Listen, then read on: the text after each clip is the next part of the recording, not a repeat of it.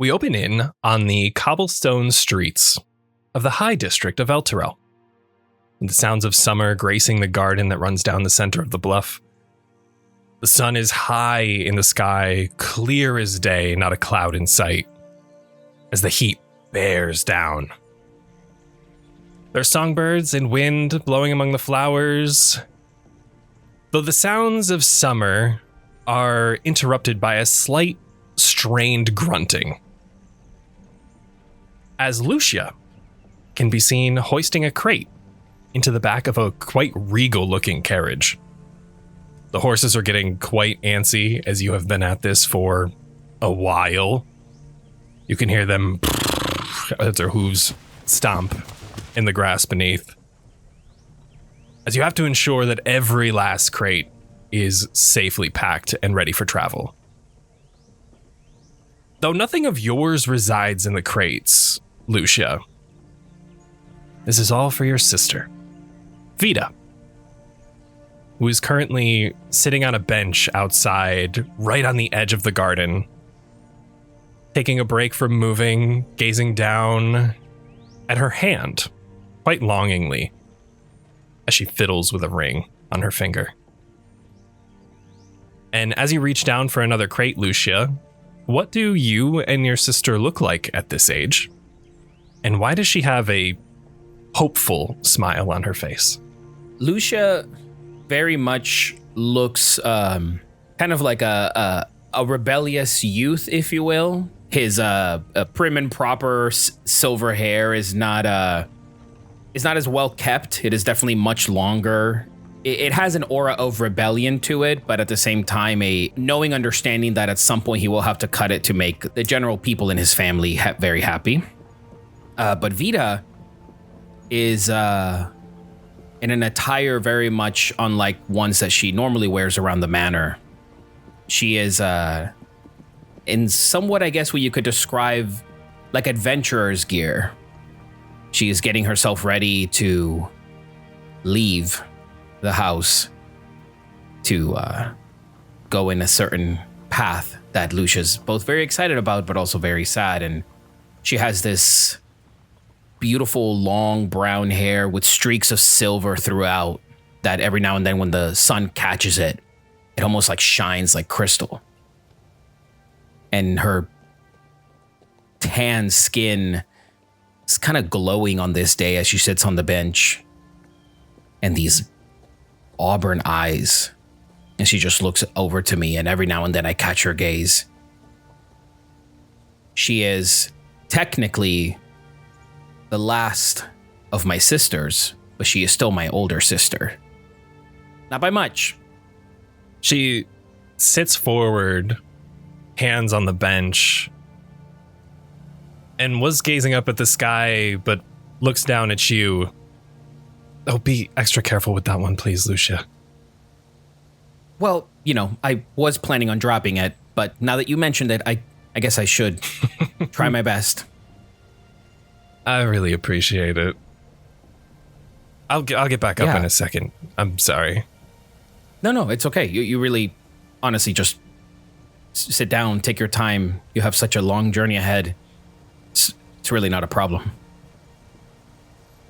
She leans back in this wrought iron bench, taking in the summer air as she leans her head back and gazes up at the sky. So what do you think Waterdeep is like? Luxia kind of stumbles for a second. He looks over to Vita like he's beginning a smirk, like he wants to say something funny, and then kind of catches himself and, you know, I don't know. I've only ever read about how vast and wild it can be. Such tales of what seemed like distant lands, but are really just outside of our walls. I don't know. I mean, you're going to have to tell me all about it. Write to me, send owls, ravens, whatever you need to do. I need to know every detail the minute you exit the gates.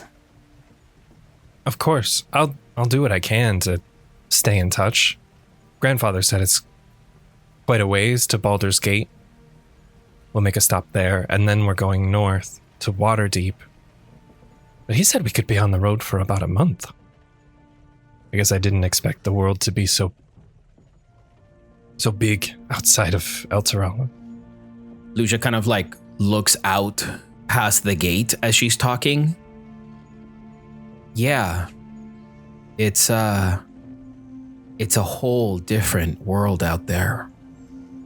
And not that, we have much to complain for the way in which we see the world from our up high ivory towers.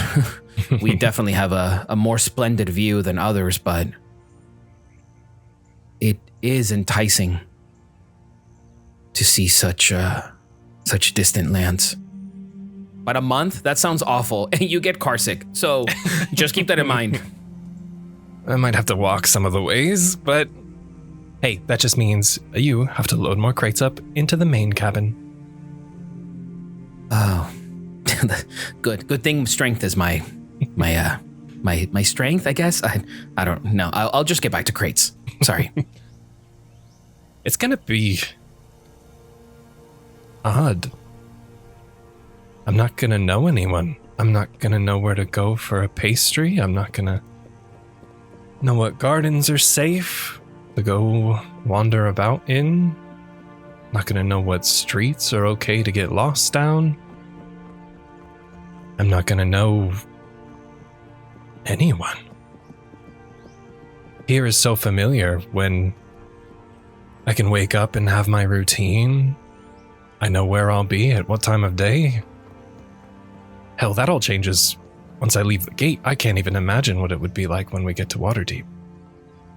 Luxia kind of like looks to her with a very hopeful kind of gaze, but also like a slight yearning as well. As cliche as it is, that's the point. And just how lucky now that you get to leave and see anything. You're not just beholden to, he kind of nods over to the manor, to him and his needs, but also the walls of Elturel are no longer yours to watch over. And maybe you'll find streets that'll lead you down new paths where the most unexplainable and most wonderful things will come to pass. I mean, hell, maybe even nothing will happen.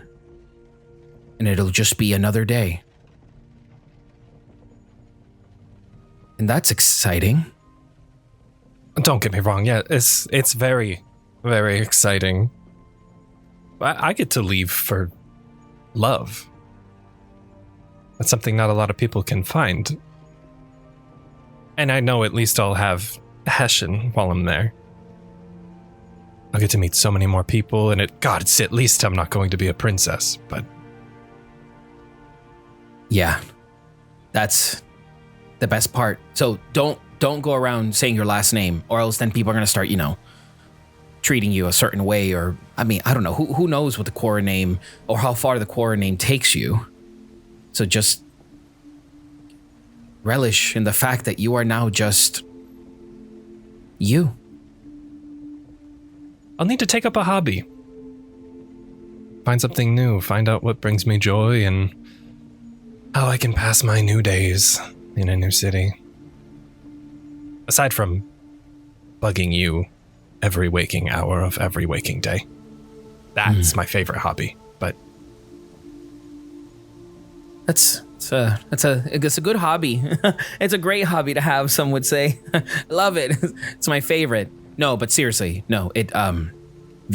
Seriously, Vita. It is. It always has been my favorite. I'm gonna miss you. She gets herself up off the bench and comes over and reaches her arms out and waves you in. I'm gonna miss you too. Kind of does like a pouty boy, kind of like, no, I don't want to go. But as he's inching closer and closer to her, before eventually coming in. I'm leaving. You don't have to say it again. And he like brings her in for a tight embrace, kind of placing his head over her shoulder and just settling in there for a moment, not allowing himself to fully feel, but just be there for her. There's a brief moment as she just enjoys your embrace, taking it in one last time before she inhales, holds, and does a large exhale. She pulls away and puts 2 hands on your shoulders as she looks in your eyes. I hope you make it out of here, Luxia. Whatever that may be, wherever that may be. I hope you find something. Luxia kind of stumbles as he's trying to finish the sentence by using the word hope. Quickly shakes it off and, I'll find a way, somehow, to make it out of here. And even if I don't, then look at that. This whole manor is now mine, and I get to do with your room and all of the other rooms as I please. Maybe I'll, I don't know, get a ton of cats and have them run through each one of the rooms, and maybe they'll use your room as a litter room, perhaps. Oh, of course. I'm not too sure. Of course. But I'll keep busy even if I don't leave here. You can be sure of that. That's what you deserve. Listen, I didn't leave you anything in the tin. Oh. Okay, so don't go look. But only because it wouldn't fit. One second. She gives you a small little pat on the chest and runs to the main cabin. She opens up one of the regal doors and is rifling inside for quite a bit until she comes out and walks back up to you, holding a intricate sword with this beautiful spiraling handle that leads down into a sheath. This is your rapier, Luxia.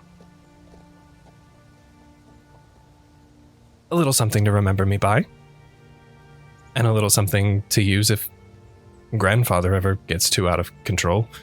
Like he even could at his age.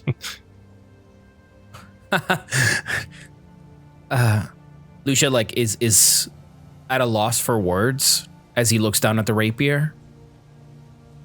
And then he kind of looks at her and This is yours. I'd like to think I won't be needing it anytime soon. Completely lost for words, Luxia just stares at the rapier, and as tears begin to well in his eyes, he just like sinks himself into an embrace with her while he's clutching the rapier. Thank you. Thank you, Vita. Of course. A nice little parting gift, I guess.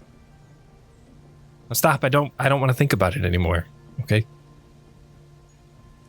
Okay. I'll make sure to ding it and get it all scraped up, and then I'll replace the blade, and it's gonna look so awesome. I'm gonna paint it black, and it's gonna be the greatest thing ever. You don't even know. Just don't let grandfather anywhere near it. He was always so ornery with how I held it and swung it, so... Speaking of, is he even going to say goodbye? Do you need him to say goodbye? Does it matter? No, I suppose not. It's just a little awkward. As Luxia, you can see your grandfather does not come out to the carriage to say goodbye to Vita. He is simply standing in the doorway to your manor, arms resting behind his back and staring. Luxia looks over to Vita. You've never had to answer to him. You've never had to follow him in such a way that would dissuade your heart or your choices. You've always just done you, Vita. And in so you have found your way out. Don't look for him. He is hollow, empty, a shell of a distant man. If he has anything to say once I get back inside, well, now I know I can, in your words, stab him with a rapier. Did you hear that? And I'll just kind of shout out loud to my grandfather. You know what?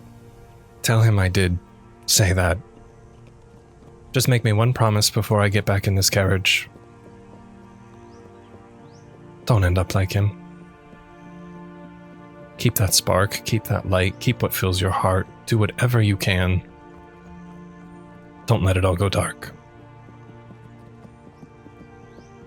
Lucia looks to her. Out of every single one of the days that I have promised ahead, I will guarantee you, my heart is mine and mine alone. She comes in for one final hug before she hops up in the carriage, and out the window she hangs, waving all the way down the block. As you can see it slowly head towards the exit to the High District. Lucia at first begins waving, and like every sort of cliche, he takes off after the carriage, but then slows his pace as he nears the end of the gate. And then eventually comes to a stop as the gates slowly close back with him inside. Not only do the gates close, but breaking the silence of this summer day is the door slamming to your home. Takes a deep breath, unsheathes a part of the rapier, and then, with his head held down, he reluctantly begins to make the trek back inside. As you walk back in, the main entryway of your grand estate, you find your grandfather sat in one of his armchairs off to the side. The house is empty, except for a small fire crackling in the fireplace in front of him. And he begins to speak, though in his weak and old age, it's not a lot. Nor does he even look towards you, coming into the manor. Every room in this house used to be full. With your aunts, your uncles, your plethora of siblings. This home joined a family together. And now look upon its empty walls. Just the two of us, Lucia. And you'll be gone soon enough, I know it. Decades of laughter and love filling these various rooms. All for it to be swept under the rug. Sometimes it makes me wonder, did it even happen? If life is ever fleeting, was it ever yours to begin with? For loneliness is the only thing you can count on coming back. Everything else is merely a distraction until it settles back in. You,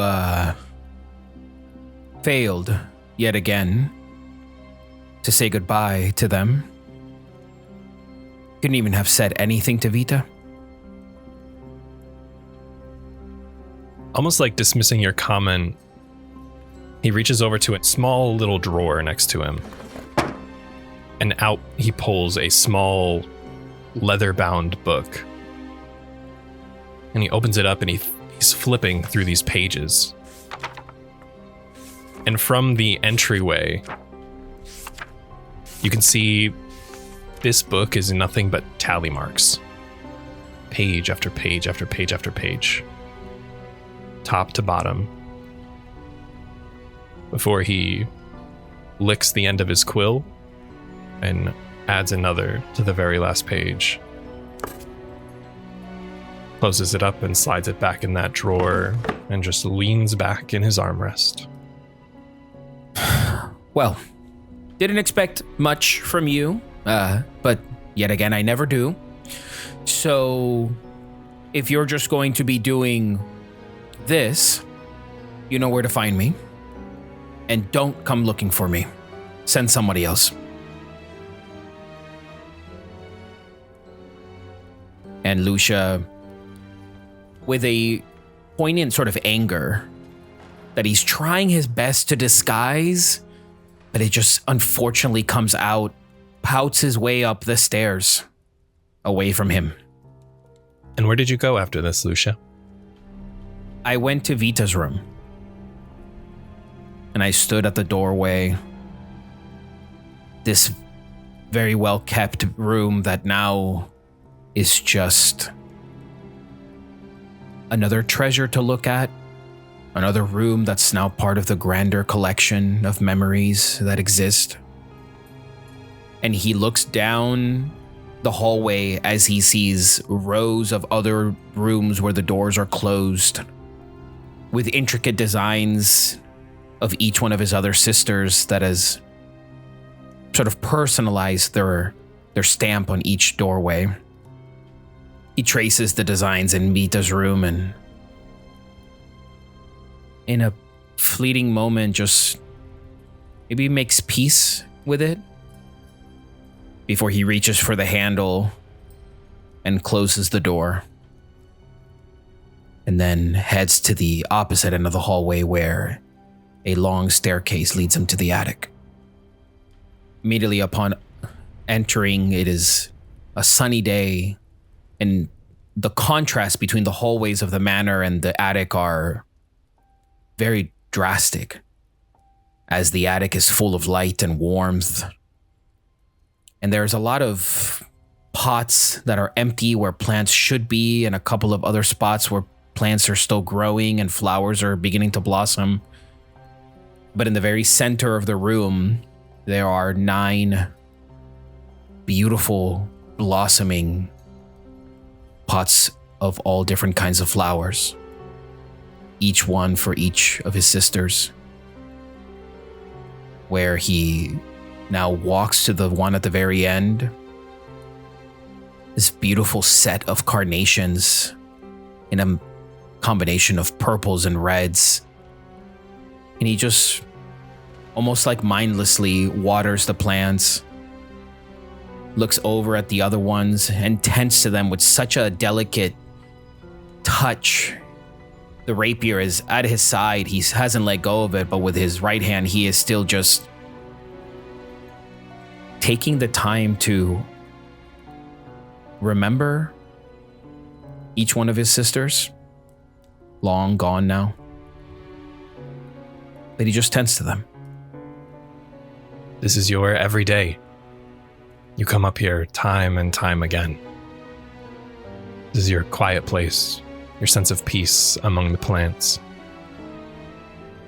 And as you're tending to your now gone sister, Vita's carnations, the oil lamp hanging just above this display begins to flicker before it ultimately dies out, leaving a small spot of darkness just above, hidden away from the companion's light.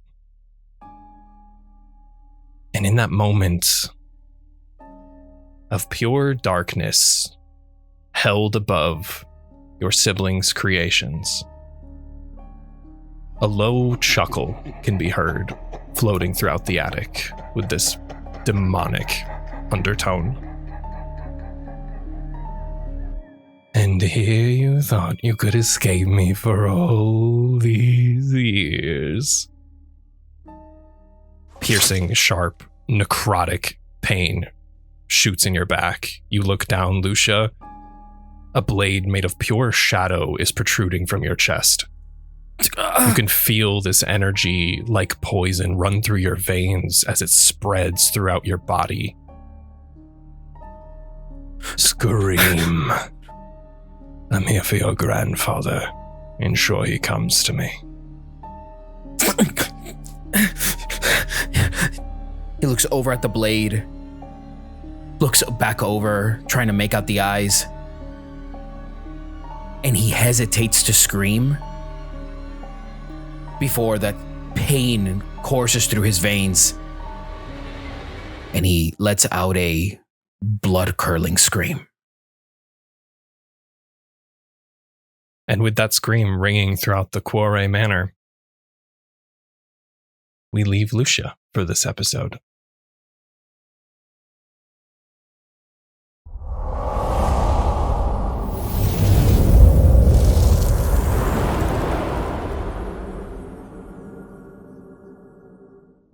Welcome, cast and crew, back to RAZE, a descent into Avernus tale. My name is Ryan McManus, and I will be your director for today. You can find me running the Cast Party socials at Cast Party D&D or on my personals at Ryan.McManus. And I am joined today by my lovely cast and crew, our newly appointed Flaming Fist deputies. We have Jose. I'm so sorry. I have my book open with my intro, but Bruce is laying on my book, so I just need to pull it up really quick. You gotta make it up. New one on the spot. That is true. Okay, all right. Oh boy. Okay. Hi everyone. Hey everyone. Jose here, and I'll be playing Luxia Quarry. Just a little dude, just trying to take care of his flowers. He's not looking for anything bad. He's just trying to do his thing. That's easily the greatest intro I can come up with. I'm so sorry. Hey, after the cold open, I get it. It's okay. Next up, we have May. Hi, I'm May, and my name is May LaFay on the internet, and I'm playing Raith, who is haunted by legacy, but haunted by choice. And my twin sister is Reverie, and I just want you guys to know, if you can't see the visual, that when Ryan was doing the intro and he's like, hey guys, what's up? That me and Rikki just in unison without planning just did the same like little face framing emoji. Twin we're stuff. Actually twins. That's it. Yeah, twin stuff. Next up, we have Cary. Hey y'all, I'm Cary, your Oathbreaker Cary on the internet. I'm playing a young guy named Rona, testing the limits of honor, and I'm scared. There's no reason to be scared, I promise. It's just murder. Just murder. I'm so scared. Just murder. And last but not least, we have Rikki. Hello, I'm Rikki. I'll be playing Reverie, a glimmer of light in the darkness, and you can find me on social media, Twitch and YouTube at Rikki2. And I'm also scared. And also a twin. And also a twin. In real life. I have a slight little recap, and then, boy howdy, can we jump right in.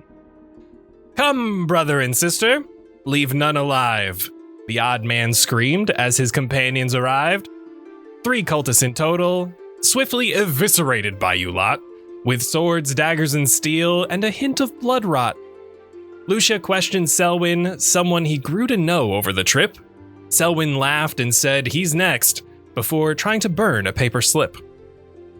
Luxia was able to retrieve it as everyone sat around in a panic, but you only lost 2 individuals to the group Oh So Satanic.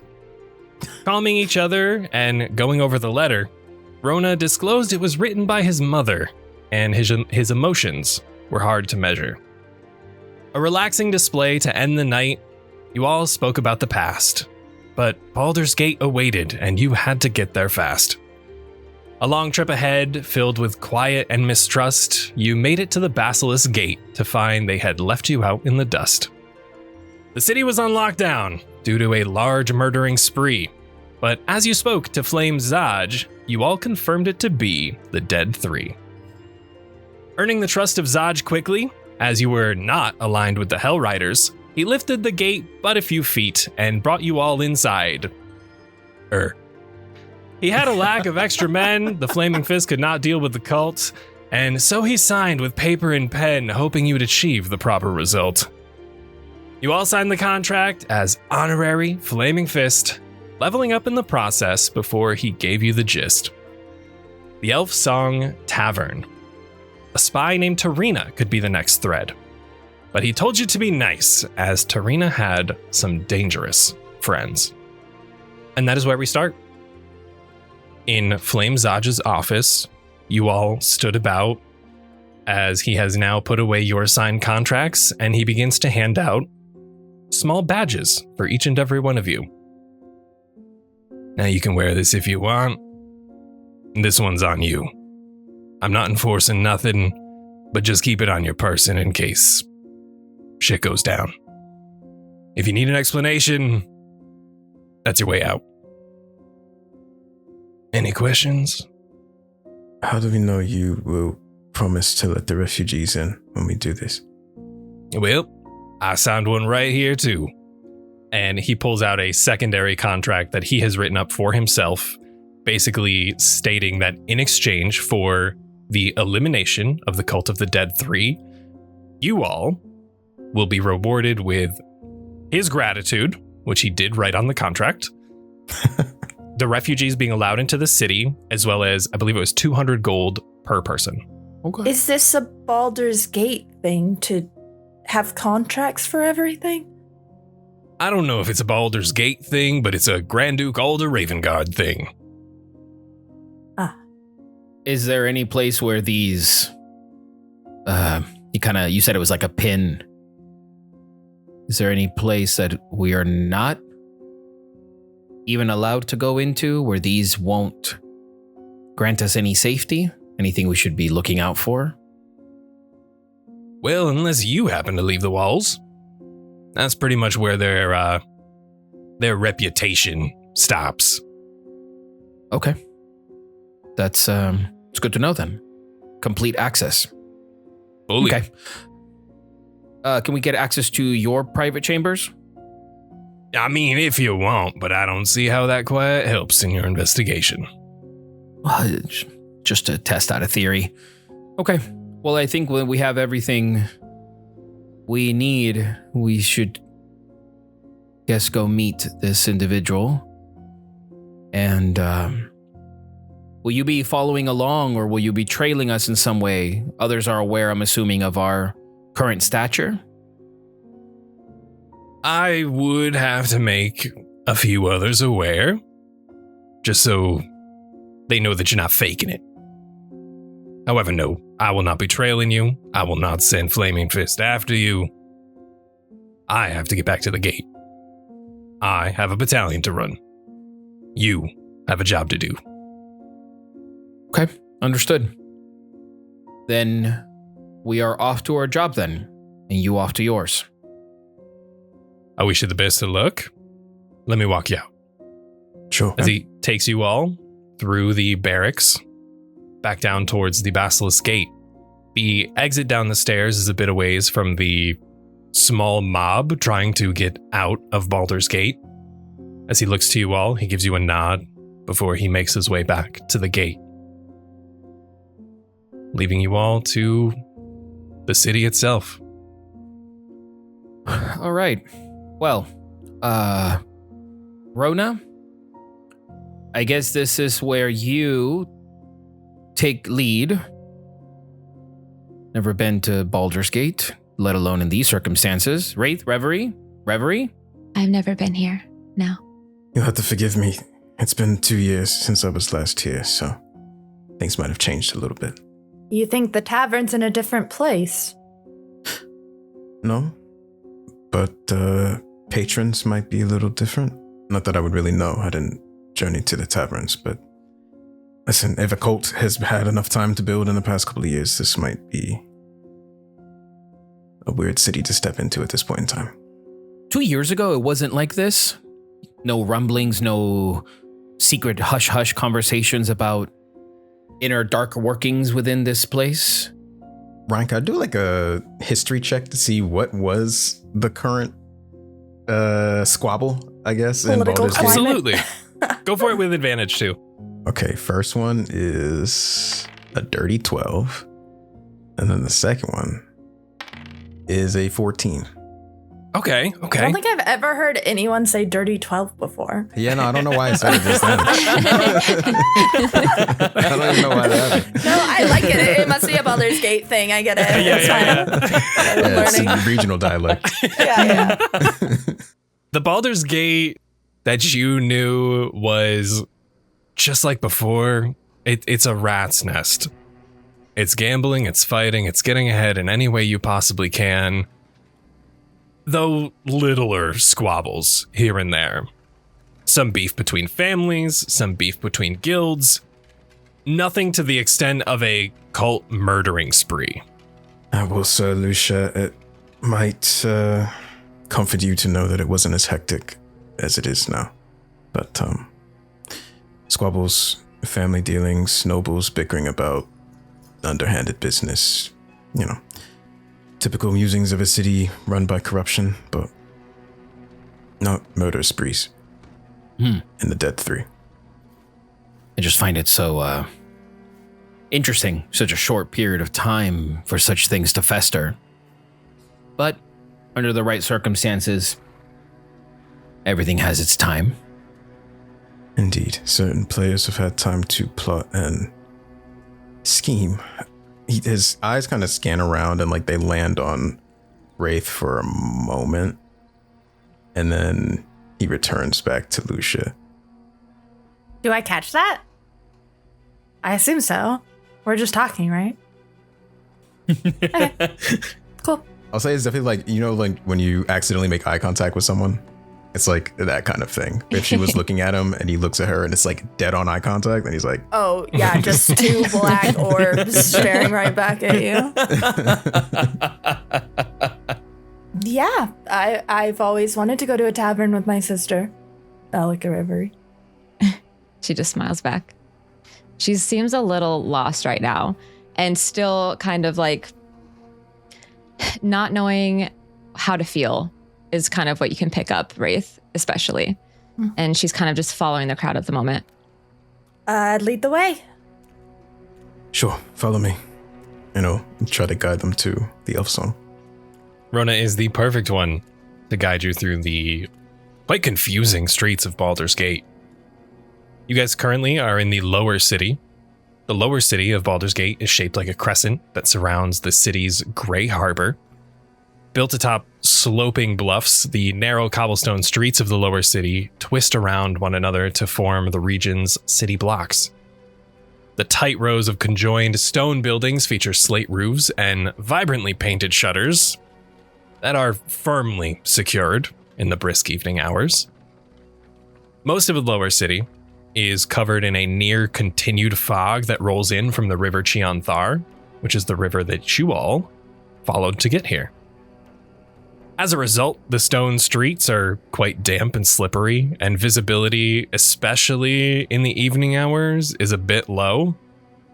Though the darkness is fended off to some extent by a number of oil lanterns that hang and dot each street corner. More particularly in the nicer neighborhoods of the lower city, even if those are few and far between. Is there anything you guys are doing as you're walking through? I guess just looking at the people, because I've never been anywhere else. Like, they might look exactly the same, but I guess I'm just like, do they look different? Following Raid's lead here. You got it. Why don't the two of you give me perception checks while you guys are walking through the city being led by Rona? It's a 10. Okay. Ooh, 18. Raith, you walking next to your sister, as you're following Rona, you can't spot too much. The city streets are packed. Though the one thing you do notice is that it seems as if it were on purpose to both Lucia and Rona. It seems as if larger individuals are almost like shoulder checking them on purpose, walking past, just trying to pick a fight, trying to pick a squabble. Okay, I'll scooch a little closer to my sister. I'm probably going to grab your hand and just like hold it as we walk. Yeah. And Luxia, the one thing that you see is it's not so frequent, but frequent enough for you to take note of it, is small markings burnt into houses, maybe one every 2 to 3 blocks. One being the symbol of Bane, another ball. Very small markings that almost seem like they're burned or scratched into the wood of houses. It seems like they're trying to leave their mark throughout the city. Perhaps it was where one was murdered, or if they're just trying to leave a calling card. Oh, fuck. That is one thing that you note throughout your walk through the city. Oh. And Raith, quickly, a knife can be seen flying through the air, but straight up, as it tries to collide with a raven flapping its wings. Oh, wait, hold on. I don't have anything to cast. Does it look like it's gonna hit him? It does not. Is it gonna hit him? No. Okay. I was just throwing knives around here. Is that your bird friend? Reverie, the one thing that you could note is, from seeing this bird last time, it had 2 almost circular earrings that act as cuffs around its ankles. Okay. And this So raven I'd recognize that. has those same exact earrings. As But it he's lands, flying to me.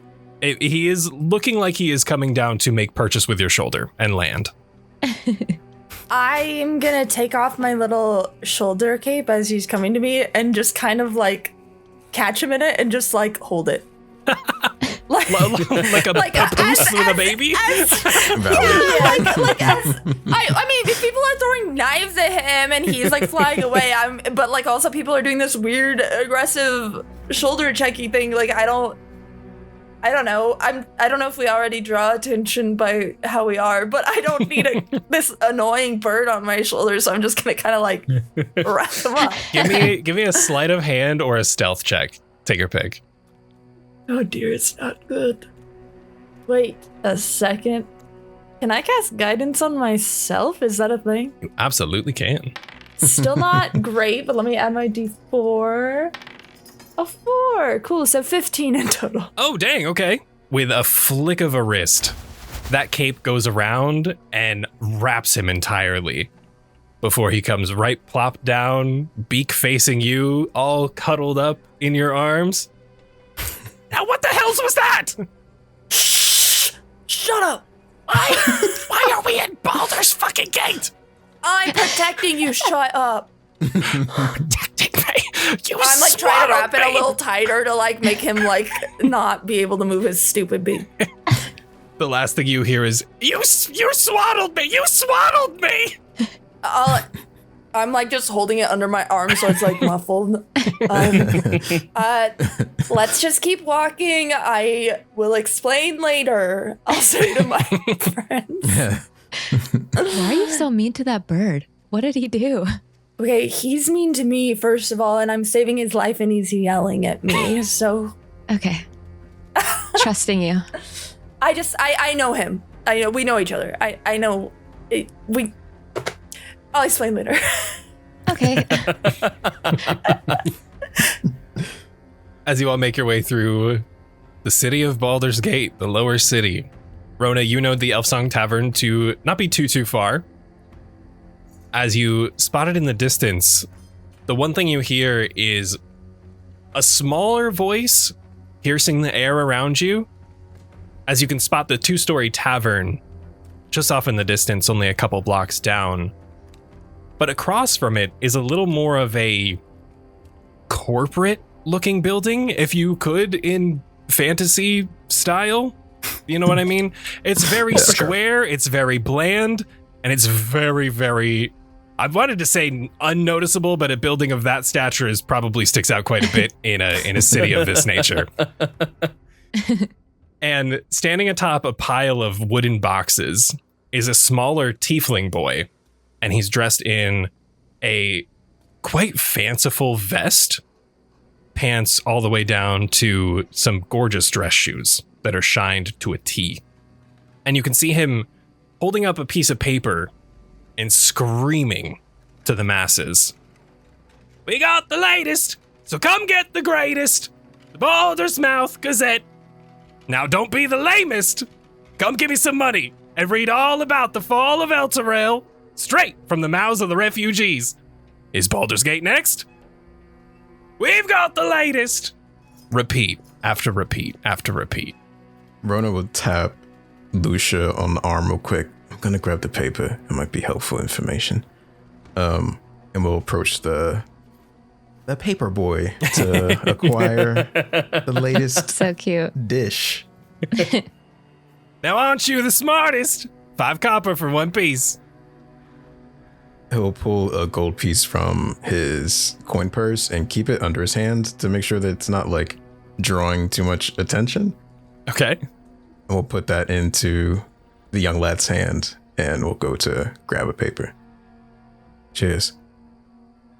The light that erupts from this boy's face is of the extent that you have never seen. This breaks the fog of the gloomy lower city of Baldur's Gate. The smile upon this boy's face. Now, you didn't have to do that, sir. But I can't. I can, but I can't. I can't. You said it. You can. Thank you. He just takes the paper and turns to reconvene with the party. If Rona did that, I would have walked up behind him. I would have slid the kid another gold, and then I would have gone, and remember, we weren't here. He takes the remaining stack of his papers. He hands you one as well, Luxia. He tucks them under his arm and gives you a little 2-finger salute as he walks towards that building. You come back any day. And you all have a Baldur's Mouth Gazette. Oh, Wow. Hell yeah. Wow, the print quality is outstanding. What the hell, Terrell? God damn it, Ryan. The Baldur's Mouth only uses the finest paper. They would not be allowed to print this. Says you, that gets clicks. Not the I love that. clickbait newspaper. Yeah. The Baldur's Mouth Gazette has quite a few articles written. There are some notes from the refugees, though how trustworthy these articles are is for you to decide. But this is what they are currently printing and handing out to the masses of Baldur's Gate. Davies Krieg missing. So no one's seen him since.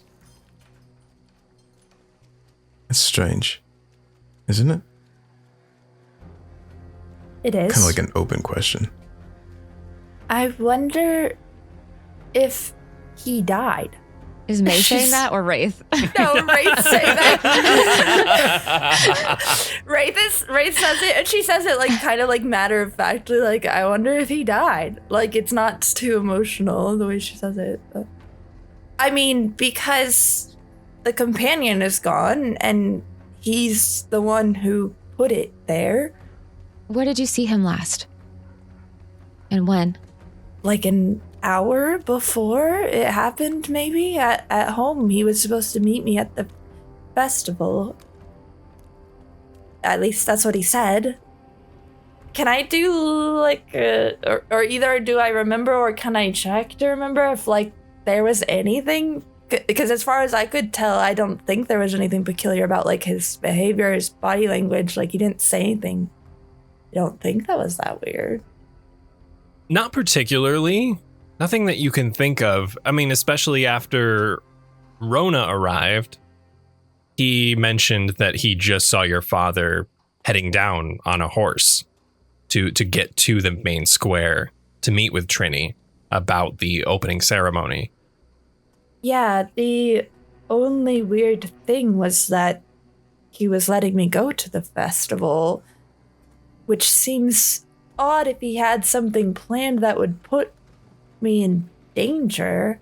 That's my thought exactly, and I didn't want to think that. Maybe that means it's not intentional. I don't know. Maybe you're right. Maybe he got pulled down too. Raith, have you ever been aware of your father speaking to anyone from Baldur's Gate?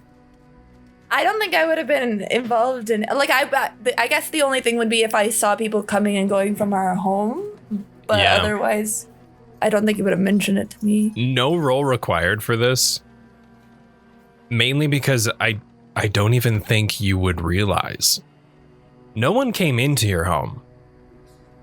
Whether your father left is entirely possible. You and your father share 2 separate wings in High Hall. You could go a week or 2 without even seeing him. It's only if some of the help or Dominic or Marigold brought him up that you would even hear of him. I don't know. And I think she says that a little sheepishly, like she knows it's weird to, or like maybe odd to like not know what's going on in the same house that she lives in, but that's her relationship with her father, so. I never saw or heard about anyone, but my father and I didn't really talk about that or anything. I understand. I don't mean that you need to know your father's dealings or anything like that. It's curiosity. I mean, he must have, right?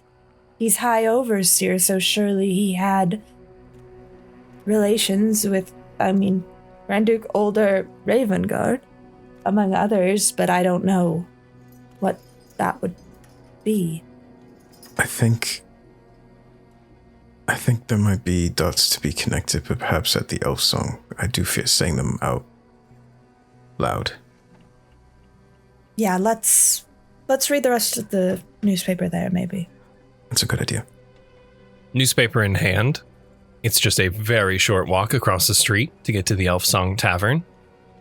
There's a grand staircase that leads up to the front of the tavern itself. And Rona can tell you that no wise person walks the streets of Baldur's Gate, or more importantly, enters one of its taverns without a weapon or an armed escort.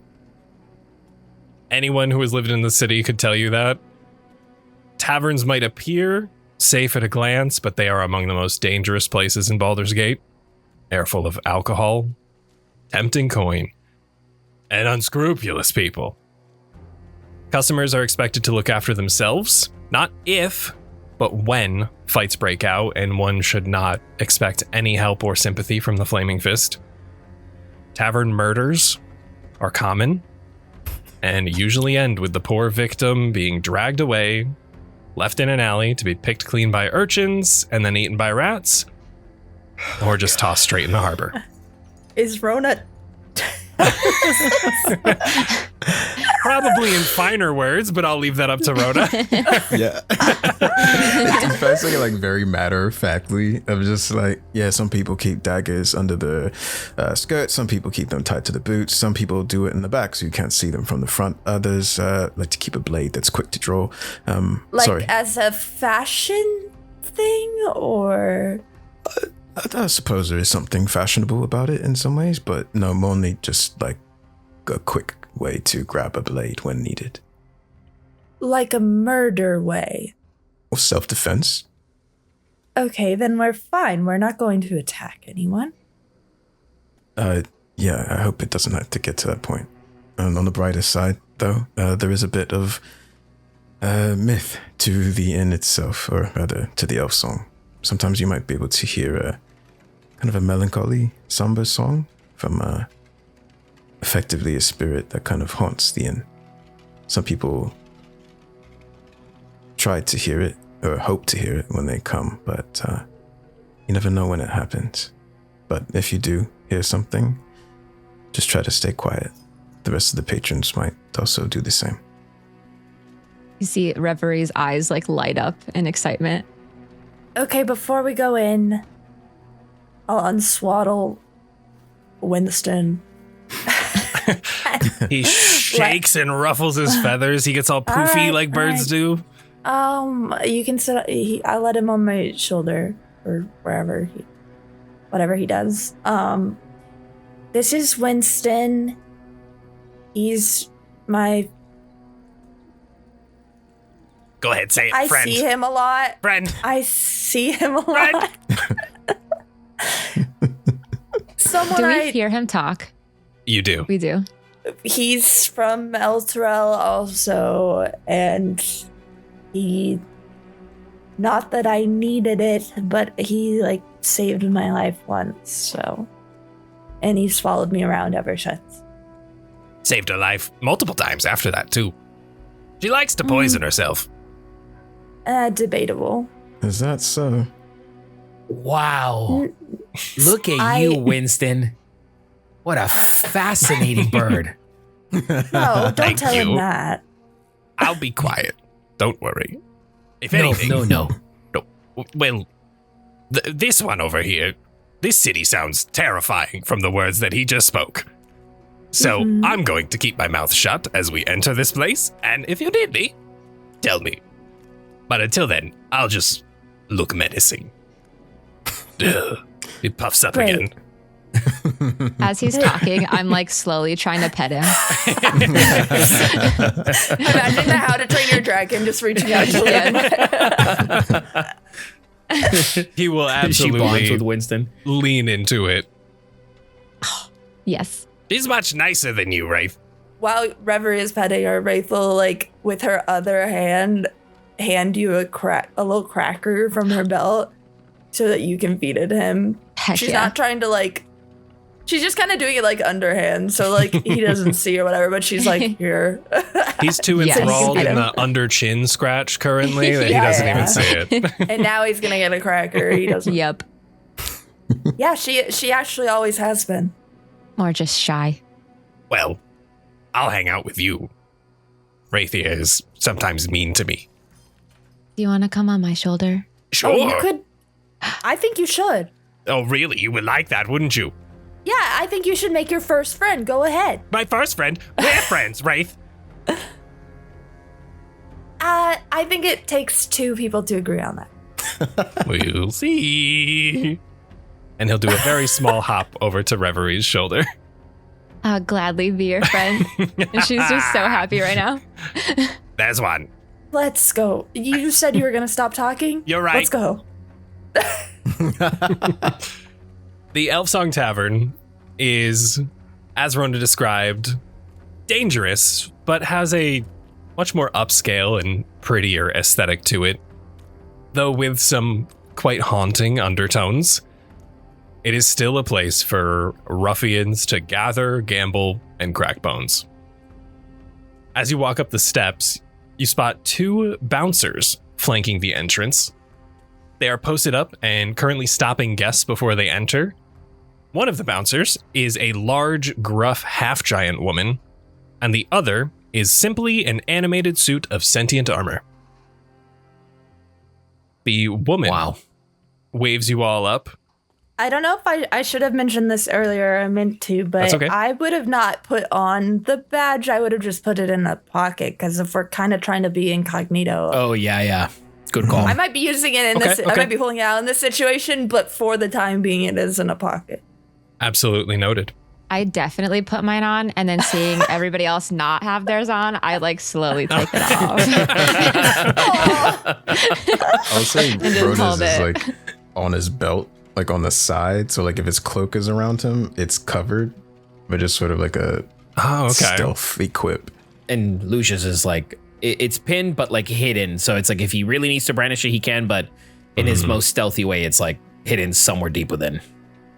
As you all approach, this half-giant woman waves the lot of you forward and simply says, Fleecin, Fightin, or having a few. Excuse me. What? Pardon me? Once again, Fleecin, Fightin, or having a few. Oh, oh, Yes. having a few. You? What happens if I say Fightin? I'm just trying to direct you where to go. Ooh. Nah, I guess for now we're just having a few, but interested in fighting, but not quite. What is fleecing? Gambling, cheating, Oh, stealing. not that. Having a few is main floor. Bar in the back. Thank you. She steps to the side and entering in through the double doors into the ground floor of the Elfsong Tavern.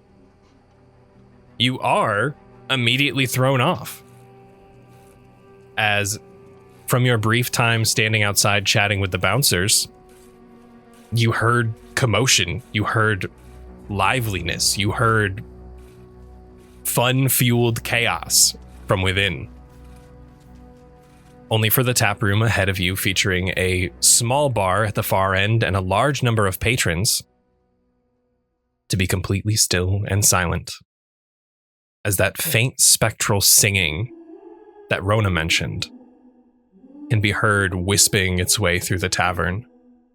It is this haunting and eerie melody with no discernible source.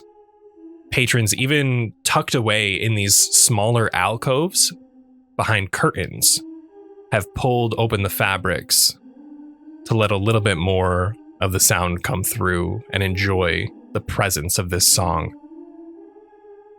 And as it begins to crescendo, the emotions of this disembodied voice are almost accentuated by the small drift globes that hover and float and bob just below the ceiling with this beautiful, dim, pale blue light. And as the song begins to finish, patrons immediately go back to their conversations, their gambling, their drinking, and even their fighting, as a couple ruffians off in the corner quickly commence a short scuffle. But the Elfsong Tavern is yours. There it is. What is it? A song of grief. Of lovers lost. This is my first time hearing it. I've only read about it in books. It's beautiful. It is. Shall I find us a table? Yeah, why not? Let's try to blend in as much as possible until we can locate Tarina. Me remembering in this moment, we didn't ask what Tarina looks like. True. It's my first job, sorry. As you guys walk in, there are a few spots that you would be able to access. I see you have already chosen one, so that's perfect. It was empty. Lucia, move over. Oh, sorry. Thank you. No, you can sit at the other chair. No. Oh, okay. Our group makes their way for one of these alcoved off, much more private booths that have these curtains that you are able to draw. This is nearly entirely enclosed on three sides, with the curtain being your only way out. And as you drape the curtain shut, one of the drift globes comes peeking through the curtains and begins to dance and almost spiral around the top of the ceiling to light up your alcove. Nice. That is now currently private for you all. Now what? Rona takes the newspaper and just kind of puts it in the middle of the table. Forgive me for perhaps burying the lead, but I think in my shock from the fight with the cultists, I should have included a bit of information that was missed to me at the moment. Lady Raith, 2 years ago, I saw your father in my family home, speaking to my mother about something, the contents of which I do not know. Was your mother a supporter of the dead 2 years ago? That's about when you left, right? So probably. Left is a kinder word to use for how I was removed from my home. Ah. I saw your father and her speaking. I was spying. I did not see them. I was spying on them. Oh. Go on. My pet. He kind of looks at Winston a moment with like kind of soft eyes. A threesome. Had saw something in the hallway and blew our cover, which alerted them to my position. I will spare the gory details, but if they were speaking then, and if she's writing letters, pushing orders now, and he is now missing, it's not exactly concrete, but it is an uncomfortable correlation. Remind me of your mother's status in the city? What is her role? She is a duke. Not quite the status of your father, but still one of note in the city. She has access to people, resources. Listen, maybe it will be helpful. Or maybe we'll have more answers when we find this contact, but it is a detail I wanted to make sure not to neglect further. And I'm sorry. For what? You've lost a lot. The three of you. It's one thing for your city to crumble into the earth beneath it, but maybe to see a family crumble is also another pain in itself. I think I rather regret the loss of Elturel more than my father. Especially now that I have Rev back. Reverie this whole time has just been like not making eye contact with anybody, but just like following the light that's dancing above with her eyes and just like taking it all in, and not really saying much. But she pipes in, I didn't want to think this to be true, but the more circumstances that come up, it's seeming more and more like our father was involved somehow. Like she doesn't make eye contact. She's still looking at the light above. Do you happen to recall what his demeanor was like? Was he at least engaging with your mother in a respectable way, or was this some negotiation that was to be had? Could Rona do like a rack of the brain to two things that Lucia had asked, of just like if there were any hints to any allegiance to the dead three from his mom, but also to this question here. Yeah, go ahead and give me a history check. That's a 14. Okay. Oh, actually, Oh, I'm gonna put a little sauce on this. I'm gonna use tactical mind to add a D10 to that. okay. That's a 24 now. Damn, they got sauce at this time? Yeah, sauce. Oh, they dripping in sauce. Give me a side of that. Okay. Yeah, right?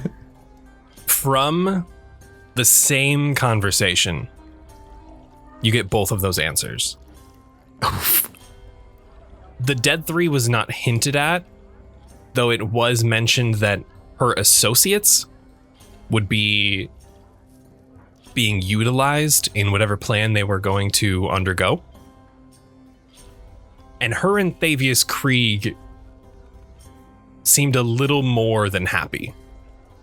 Friendly, connected. They were good to go. They were ready to get this plan started, underway, as if the pieces of the puzzle had finally fallen into place, and they were almost giddy to get things going. And there is one note which, from that conversation, that you recall, which I will leave up to you if you want to share. Oh, God. Ooh. From that conversation that you heard. Go on. Ooh. You got the sauce. Share the sauce. Ryan. Oh God, I want to know. What do you mean? That is up to you if you believe that it has anything to do with what is going on right now. This was a muffled piece of the conversation that you heard just towards the end. Okay. Before Willow gave up your location. I'll say Rona's looking also at the light above them at the table, like almost like a glare, and his eyes will land on Luxia. I've not seen my mother smile much, express any sort of joy, glee.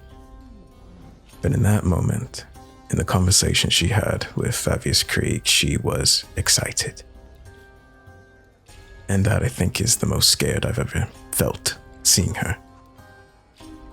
Oh. It is, of course, quite common to be scared when faced against joy. So that's reassuring. Well, that's part of the truth. She was giddy, and that did frighten me. But what she was giddy about, she had mentioned using a horde from Tiamat as a means to an end. And that excited her. That's not a mother, that is a monster. I'm sorry, you thought you were burying the lead before? Forgive me as these memories come back. It's been you already know how the few days have been. Sorry. Yeah. Do we have the horde of, or like the cult of Tiamat in Elturel? I don't know if I'd even know, I guess, but... You all have definitely heard of Tiamat, though right. any sort of cult the dealings. Evil dragon god. Correct. Any sort of dealings in the cult, especially in Elturel, probably would be non-existent or so few and far between that you haven't even run into one. So let's break this down. Your mother, your father, are in some form of initial stages, I guess, of what?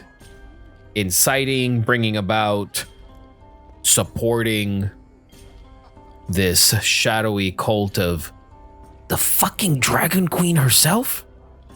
That can't be right. Our father was sworn to Torm. That's all he did before he created the companion. That Right. wouldn't allow for worship of Tiamat. You know, I'm not necessarily the most religious individual, but when I hear things like, you know, being sworn or professing fealty to certain gods that exist well beyond our realms that somehow affect us, I like to think that there is some leeway as to where those allegiances lie. I'm not here to make any assumptions nor make any claims about your father's personal taste, let alone your mother's, Rona. But I think I wouldn't want to rule it out of the question, at least. That whatever fealty your father has to Torm perhaps has been swayed and is at least an interested party in the cult of the Dragon Queen. Torm is the god of duty and loyalty. He's the High Overseer of Elturel. He has to meet with people like that all the time.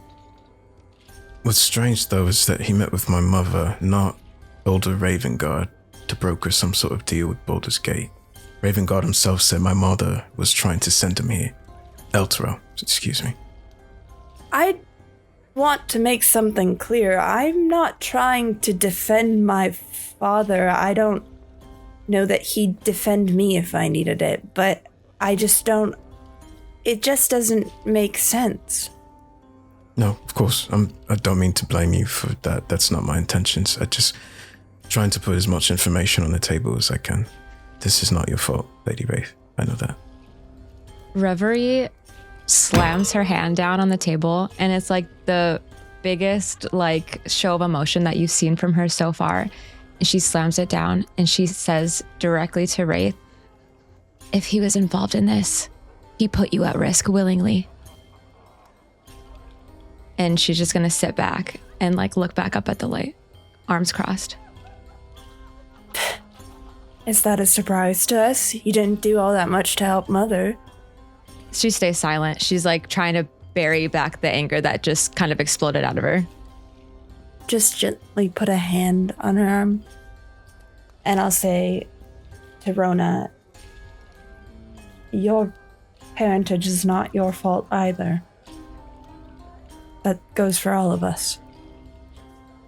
Well, if all of you are walking around day to day wondering if your path ahead is plagued with the choices of your parents, fear not. It is not. The world is yours. The path that you follow is yours alone. And whatever choices your parents have made, he kind of looks over to Reverie when he says this, is an unfortunate one. And we, in many circumstances, have to pay the prices for many of the things that our family has done, may that we like them or not. But I think what we can do right now is try to at least piece together the reasons for why they made these choices and why they are all coalescing into this very finite and specific moment.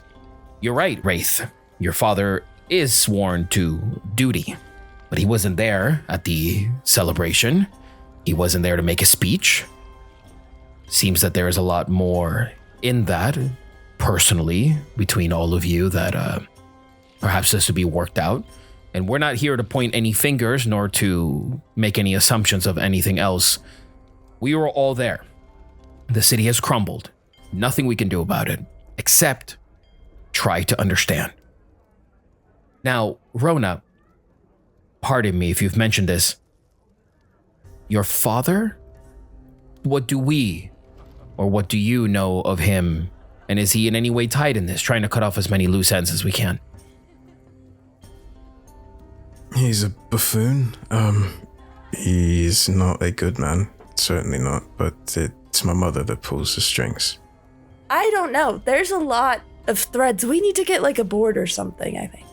Indeed. Maybe this contact could bring one. That'd be much appreciated. Do we know exactly what we're looking for? Did Sarge say?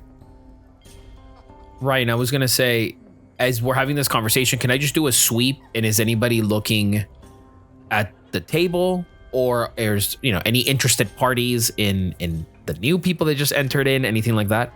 Go ahead and give me an investigation check as you peek through the little curtain out into the main floor. Let me see all, dude. That's a natural 20. There we go. Claps, claps, claps, claps, claps.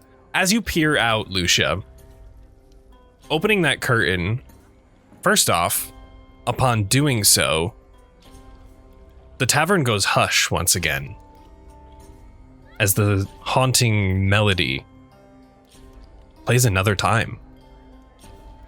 And as that hush falls over the tavern, everyone can tell, except for Raith, because she is the only one that does not speak Elvish, that What?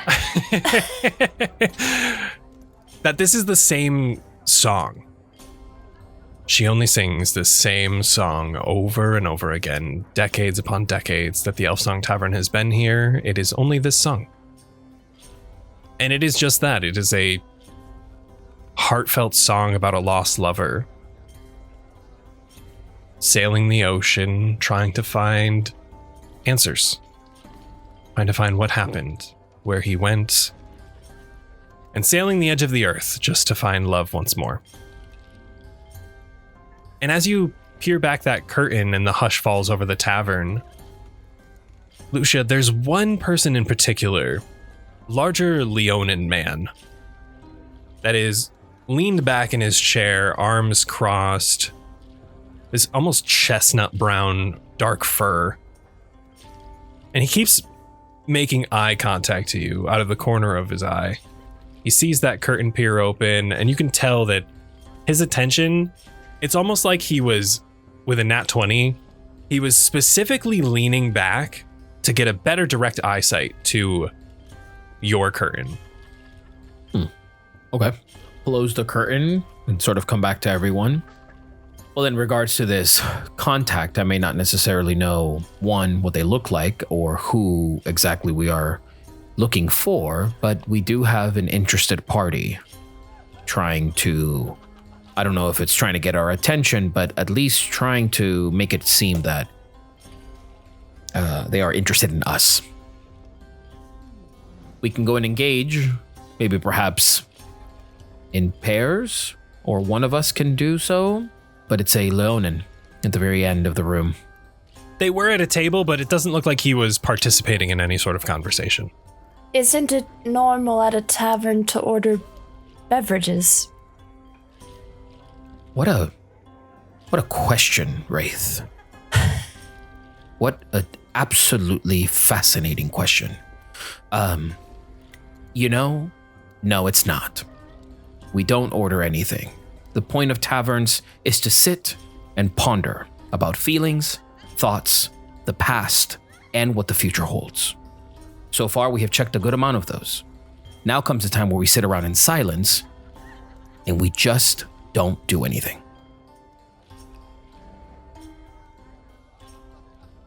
You're That's joking. a joke, right? Yeah, right. Right. Okay. Okay. I'm looking around to see if anybody is like sort of getting it. So Raith and Rona clearly now look to Reverie.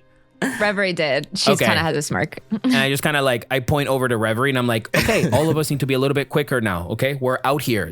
We're alone. Let's try to figure this out. Okay. Yes, Raith, we drink and you can drink as much as you want, but don't drink too much because do you drink? When was the last time you drank? Sometimes I can make drinks of varying alcohol levels from things in my garden, but it's not much fun to drink alone. And yes, drinking with Winston counts as alone. Yeah, you can see that Winston, having been bored of this conversation that he can't partake in because he told himself he would be quiet, even with the hush over the tavern as it slowly, the song slowly begins to die out and the commotion comes back. He has talons gripped into the drift globe at the top and is just doing circles in 360 manners, just floating around and flailing as it bobs up by the ceiling. This motherfucker. Yeah, okay, whatever. That's what I mean. That's exactly what I mean. I didn't mean for the fun of drinking. I just meant perhaps we look odd sitting in the corner not partaking. Besides the fact that it could be a segue to... Is segue a word in fantasy worlds? Dude, Segue, it is now. Segue It existed is before today. you right on, Before right? the device, I think so. Yeah. It was segue was a word first. Okay. Yeah. Before the device? I don't even know the last time I saw a segue, but The creator of the Segway died on a Segway. Isn't that crazy? That's wild. okay. Damn. Morbid information. Yep. I meant perhaps getting a drink at the bar could be a segue to looking around or initiating conversation with people. I don't know. I don't do this, so. Lucia, since you're so well versed in the goings on at a tavern, why don't you go get us some drinks and talk to the Leonin? Lucia instantly sort of like, he gets called out. So he's like, right. I can do that. Absolutely. Not a problem at all. Just friend, invite him over to the table. Don't tell me what to do, Rona. I know exactly what I'm doing. But please Sure. keep an eye on me. Okay. As Lucia peels back the curtain to your small alcoved off booth, scooting out. Are you going to the bar? Are you going to the Leonin? What is the order of operations here? Instantly go out, make eye contact with the Leonin, but make a hard turn towards the bar. I will order around. I guess we'll just go up to the barkeep and just, if we can please get a round of, what do you have here? Your most, maybe not your strongest drink, but your most comfortable drink to this table over here. That'd be wonderful. And I'll take 2 shots to go of your finest liquor. He nods. This is a half-elf man. He has very pointed features, even though he is a little bit smaller. He has these thin streaks of chestnut brown hair that frame his face. They have beads stretched down throughout. And he has a bit of a elongated face with a scar going from under his left eye across his nose and ending just about at the opposite end. 4 drinks. I have ale, wine, and liquor. Are you ale people? Wine people? I'll have someone bring over a round, and how many? Let's start with 2 ales and 2 wines. 1 of each. I have 2. 2 ales, 2 wines. Arlo's Ashaban Ale and Purple Dragon Ale. For wines, I have Nimpith wine and Moon wine. You know, you seem like a very knowledgeable person, so I'll allow you to surprise me with one of each. Don't tell me which one's which. I would like to surprise my friends, and then once we... That's an interesting word, using friends. My acquaintances. And we'll decide from there if we order any more. But sure, let's go with one of each. You got it. A little roulette. I love it. And then I'll take 2, if you happen to have any smaller liquor, I would like to bring one over, but I would like that one now, please, if I can take it with me. That I can do. He scrawls out on a piece of paper and hands it to a smaller teenage boy that seems to be running drinks out to tables, comes back, grabs food, does the same, as he begins to pour 2 small shots for you and slides them across. We start in a tab. Yes, sure. As I'm trying to see, I was like, what gold do I have?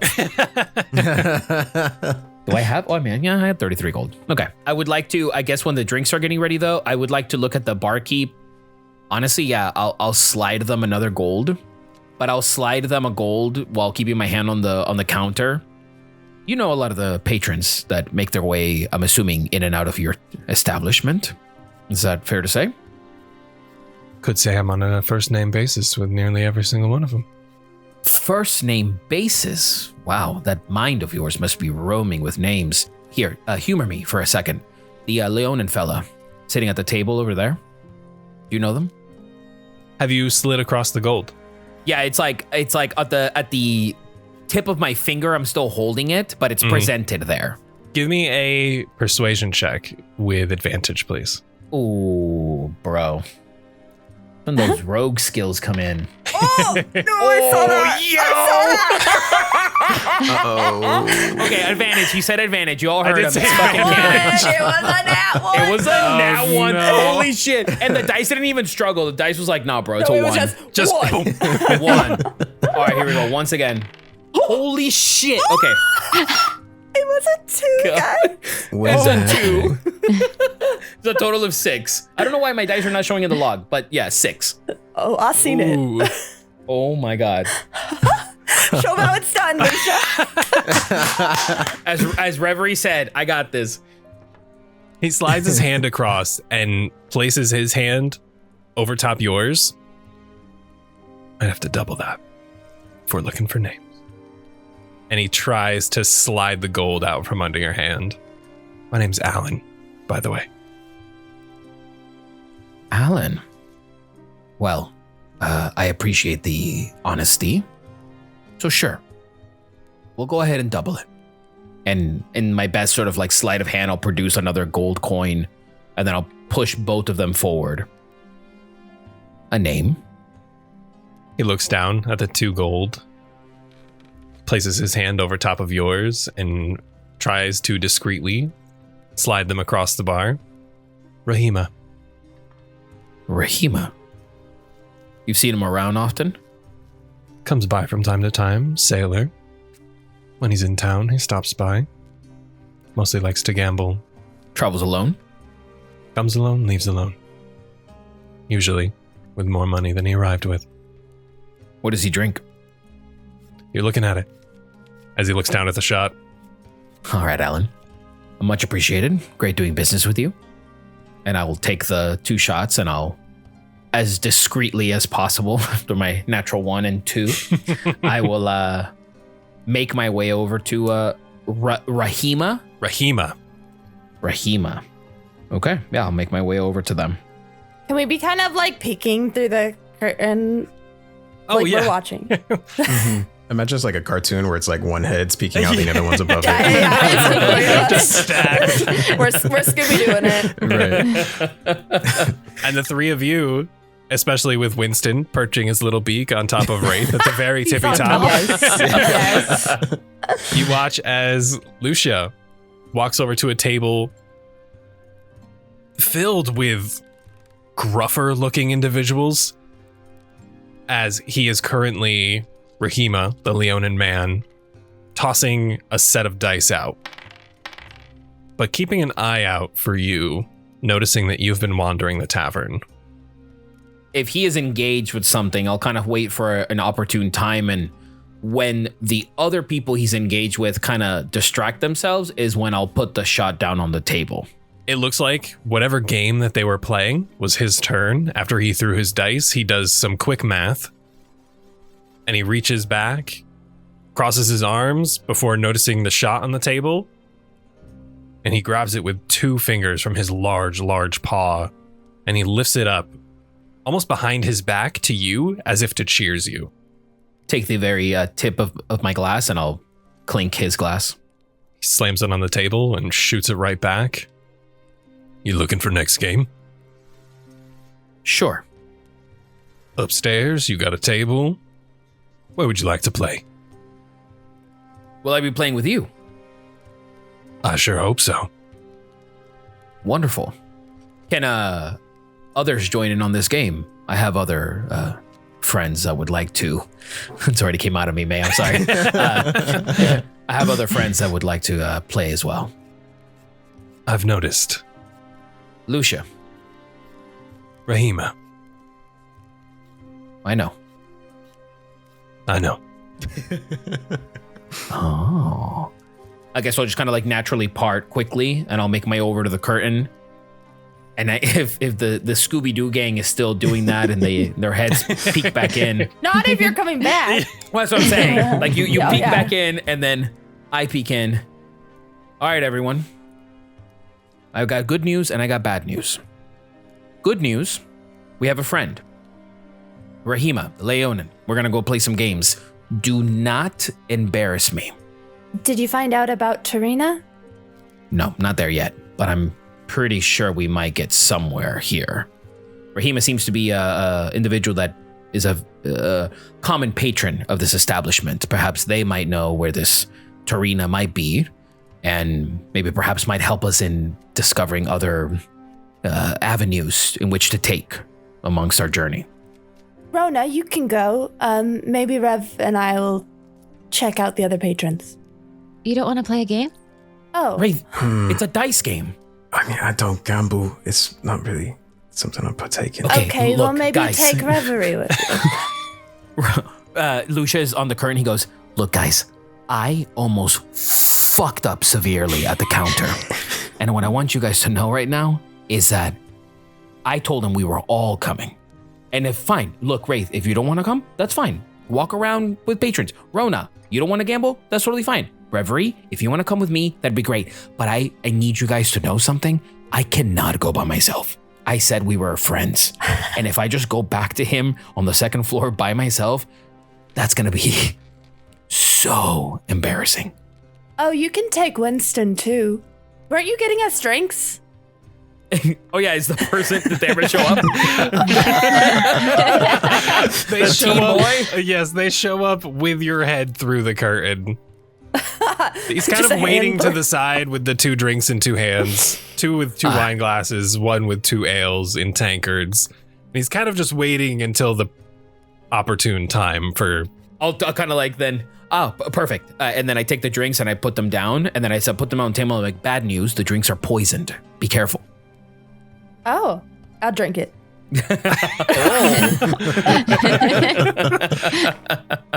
Do you see what I mean? It's fine. I have a tolerance. I mean, if you're really comfortable with it, Raith, fine. I'll take Winston. Reverie, are you coming? I can. Wonderful. Great. More bonding. This is just I don't know if my sister has money still. So I'll just like I'll just like I take a would. couple of gold. You might, but I don't know how much. Like I don't know. You've been gone for 10 years. I don't know. She's fucking loaded. I'm just gonna like out of my purse. I just like pass her just like a couple gold or something. I don't know. Okay. Yeah, I'll just take it. Here, 'Cause you we're can like- play. You can play for me. Okay. We're used to like sharing lots of Yeah. money from our parents. Yeah. I'll just take it. No problem. It's not mine anyways. It's Yeah. fucking dad's. So who cares? Okay, great. So I guess me and Reverie are gonna go play with Rahima. If we don't come back after a certain amount of time, just come find us. I don't know if we might engage in a fight or something. You can defend yourself. You defended yourself, Reverie. You got this. I didn't really do much in the last fight, but I can try. Wonderful. Love to see the Luxia? enthusiasm. Raith? I swear to every god, if you let anything happen to my sister, I'm going to find the murderers and I'm going to send them to you.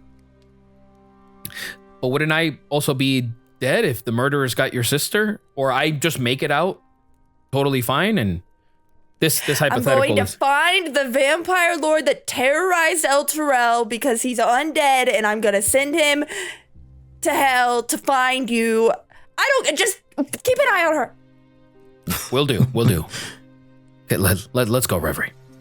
And as I stand up, I'm gonna like grab one of the drinks, and you can like see her physically kind of like gather herself again and like take a deep breath and kind of just shake off the tense conversation and like the outburst that she just had. And then she kind of like puts a slight smile back on her face, almost forcibly.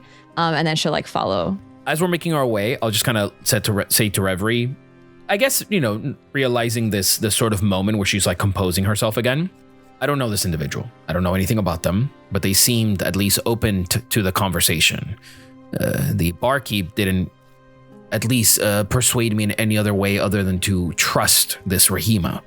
However, I haven't seen you in quite some time, so I'll just say be vigilant, be very present, or else your sister's gonna fucking kill me.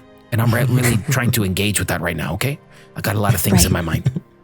Yeah, I don't want to see that happen. Question though, do I need to know how to gamble? I don't think I've ever really necessarily gambled all that much either, but it's about putting on a show. It's really all that counts. All right. Great. Winging it. Okay. Great. The two of you heading upstairs, you spot Rahima at a lone table as he has dozens of D6s spread throughout the table. As he is looking up at you, is it just you? I thought there was more. You might have misheard me. This is, there is more, but this is just the only one that wants to play right now. The other ones are busy. They actually, the two of them had to actually go to the bathroom at the same time. It was really urgent. We'll catch him in the next game then, I suppose. Yeah, I'm sure they'll be up. It ain't that fun with just 3. I was expecting more. Luxia kind of does like I fucking knew it. So I invited everybody. He looks over to another one of the tables that are up here upon the second floor, and he gives a little whistle. Serena, why don't you come take a seat? Load up some dice. I nudge Luxia. We know the name, right? Yes. It's cool, Reverie. It's cool. He kind of pats her on the back, but settles into his seat. Also, very much like, okay, that was easy. There She gives a are nod back. a few tables up here as Serena, you can see, gathers up a hefty chunk of silver, slides it across the table into her pouch. It was nice playing with you boys. I'll be back real soon. Don't you worry. As she heads over to you all, and you can see walking up, it is a human woman, probably her late 20s. She has olive skin tone color with long brown hair that's partially hidden under a very messy red bandana. She has a bit of a rounder face with these piercing, dangerous brown eyes and almost a cocky smirk that's like branded upon her face. She wears a deep cut blouse with a rough green jacket over top, and as she sits down, she leans back and kicks up these beaten leather boots upon the table. I don't mind hosting. That just means I get to go last. Have you ever played Baldur's Bones? Yes. Quite. Mm-hmm. Lovely. So you know the rules. It's been a while. Yeah, it's been quite some time since we've played Baldur's Bones. The situation with Elturel and all. Do you mind giving us a refresher? But almost as if we've never played before.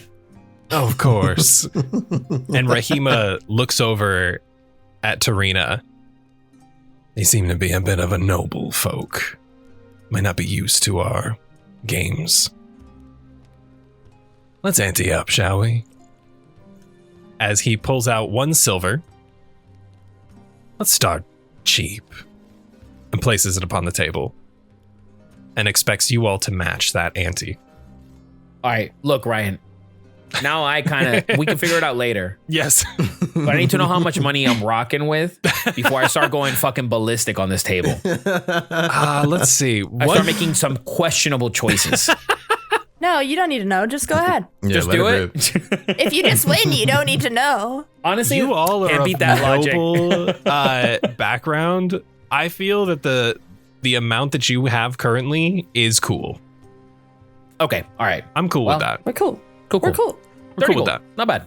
You said we'll start with the silver. So yeah, I'll pay for me and Reverie.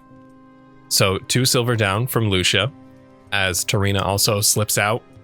Basically, nothing compared to what I've come home with tonight. As she slides a silver across into the center of the table. And for Luxia and Reverie, we're gonna play Baldur's Bones. Yay! Yay! I'm so excited. So, at the You guys are missing out. yeah, Sorry. You guys come downstairs, everyone's dead. Everybody's gone. Bloodbath. we're playing games up here, having a grand old time. So, the two of you, and I will be rolling as well for Tarina and Rahima. At the beginning of Baldur's Bones, each player, we have an agreed upon ante, so we have our pot. Each player is going to roll 3d6. This is how we start playing. This is your initial score. Baldur's Bones is basically blackjack with dice. So, do the two of you know how to play blackjack? Nope. Just for the sake of this, spend I some got time. you, I'll don't worry. Terrell fell. Play it to me like I mean, I know. Just explain it. Just remind me. Just a refresher. After everyone's paid up, we are going to roll 3d6. So I'll let you do that now because these rolls are going to be public to everybody. Okay. So I'm going to do Tarina and Rahima. So, Reverie, what did you get? 11. 11. And Luxia? 12. 12. Okay. So these are our starting totals. This is our quote unquote hand. Now, on a given turn, a player can choose to roll or stand, meaning they pass their turn over to the next player. If a player chooses to roll, they are given additional die to roll, and you continue to roll that d6. Once the roll is made, after every single roll, you can choose to stand or roll again until you ultimately end on a decision that you want. The objective of the game is to have the highest numerical total on your collective dice, with the highest numerical value allowed being 21. Oh, gotcha. If a roll is higher than 21, the player has considered to have bust and is out of the game. They lose. The player with the highest total at the end wins the antipot. Got it. So, after these 3, you are going to continue to roll, and you are not going to tell me what these additional rolls are. These are secret, so you don't know what anyone else's totals are. You only know your starting total. You can roll, and you can continue to roll if you would like, but that is up to you. And the only thing I need to know is if you bust, if you pass, and then at the end, we'll tally up everything. Ooh, dude, this is hype. So, Tarina has requested to host, which means she goes last, so she gets to watch all of you. Which means we are going to go clockwise. Next up would be Rahima to be the starting person. So, Rahima got a 12. Rahima's going to roll. Rahima's going to roll. Rahima's going to stand. Which means we are going to pass it over to one of you two. I will let you choose the seating order for this. I don't mind either or. Do you want to go? I want to go? You can go. Okay, I'll go. Yeah, I'll roll. Cool. Okay, that's one roll. Yeah, I'm gonna roll again. Okay. I think I'm gonna stay. And now we go to Reverie. So you're going to roll 1d6. And then if you like the total, you can stay. You can roll again, or you can pass to Tarina. Okay, I rolled. I'm going to roll again. I can keep rolling until I want to stop, right? Mm-hmm. Okay. It's like the dead man's chest rolling with Davy Jones. Love it. Little liar's dice. Mm-hmm. I'm going to roll again. Oh, shit. Oh, shit. Okay, I'm going to stop. Okay. I'm going to stand. And then we move to Tarina, who's going to roll. What was her initial number? 10. Sorry, I forgot to tell you that. She's going to roll. She's going to roll her second dice. And she's going to stand. Okay. All right. That was quick. Easy peasy first round. Shall we reveal? And she looks over at Rahima. Easy 21. As he looks over at the two of you. We have to reveal. There's no playing coy here. You do have to reveal, as the dice technically would be physical on the table, though they are hidden behind. If you want to try to be cheeky and maybe slide a dice from the center in, you're more than welcome to give it a shot. There are dice scattered throughout this table. You just have a strict spot in front of you where you would have your dice lined up. Sure. Maybe not on the first round, but yeah. Okay. Sure. I'll say that I just immediately reveal. And I'm like, well played. I rolled an 18. I'll just show mine and I have a 20. Oh, Tarina shows hers. 21 as well. I guess we're splitting it. Wow. They take the 2 silver each. That's pretty lucky. I would say so too, but seems I'm on a good streak tonight. Why don't we take this 2 silver and toss it back in? Yeah, sure. Let's do that. Maybe perhaps some of that good luck will rub off on us. There you go. Maybe. That's worth a shot, right? Never know unless you try. I love tempting fate. Ooh. I'll pitch in so now it's doubled, so I'll pitch in the 4 for me and Reverie. Tarina, being the host, is going to go last, but please feel free to roll your starts and let me know what the start is. I'm going to start with Rahima. 8 for me. 10 for me. Tarina got a 10 and Rahima got an 8. Wow. So we're going to start with Rahima, who is going to roll. He's going to roll. Wow. Rahima's going to stand. And now I believe it's Lucia's turn. All right, that's 1 roll. I will roll again. I'm going to roll again. Cool. And Reverie. We're rolling first one. Gonna roll again. I'm gonna stay. Okay. Right, and I do want to ask something when Yes. everybody goes. You got it. And last but not least, Tarina. She's gonna roll. I'm gonna throw my dice. Oh shit. I have no clue where that went. I have to do the last one on Google. Okay. that's cheating. Cheating. Where did it go? Oh my We god. got it on tape. We got it on tape. Okay, there we go. Okay. I'll let you, Lucia. So You had something you wanted to do. Yeah, can I so I bust, but I want to take one of my dice and possibly turn it with my sleight of hand as the table is going around. So I'm at 22 and I literally just want to decrease it by 1. Okay. Please go ahead and give me a sleight of hand check. Perfect. At the same time, can I make a perception check to see if they're doing anything fishy? Please. Ooh, nice. Please. Yes. Hell yeah. Oh, let's go. That's a dirty 20. Oh yeah. That is a 12 for perception. Okay. As you go around, Rahima opens his paws and uncovers. That's a nice 20. As he moves it over to you, Lucia. And explain to me how you quickly but subtly shift that dice to ensure that you don't bust. I'm assuming the dice are thrown on the table and then our hands are covering it. Mhm. So it's almost that thing where as I'm going to reveal it, I take my finger and I just knock over the dice one less. Okay. So I just swiftly bring up my hand and I just go, 21. Seems that luck is rubbing off. It does seem to go around, doesn't it? Yeah. As they look over to Reverie. I reveal mine and I have a 19. Mm-hmm. All right. It looks like we have a winner unless Tarina.